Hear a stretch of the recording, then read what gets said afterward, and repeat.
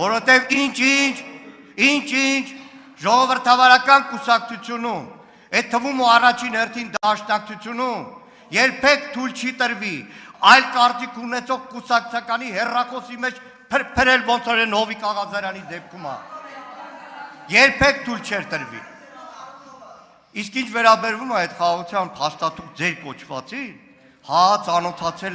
ծանոթացել ենք ու բարեբախտաբար ծանոթանալու արդյունքում հիմա ասում ենք, այն բոլոր կետերում, որ հայկական կողմը առնվազն առաջ է քաշել, գլխավոր շտաբի քարտեզներ, սահմանում հայլային ետ քաշում, միջազգային կառույցի ներկայություն վեճահարույց հարցերի լուծման համար բոլոր այդ կետերը Ադրբեջանի պահանջով զիջել եք, բա ինչ եք թողել, ոչ մի բան չեք թողել այդ թղթի մեջ, տեսել եք 24 թվին այդ թուղթը, դրա համար էլ արգելեցիք ադրբեջանցիների պահանջով, տեսել ենք այդ թուղթը, տեսել ենք զիջումները, ինչ վերաբերում է Վաշինգտոնի, վերջի վարքյան, առնվազն ձեր կայքի վրա, ասեք այդ սուտը հանեն, Վաշինգտոնի Շնորհակալություն,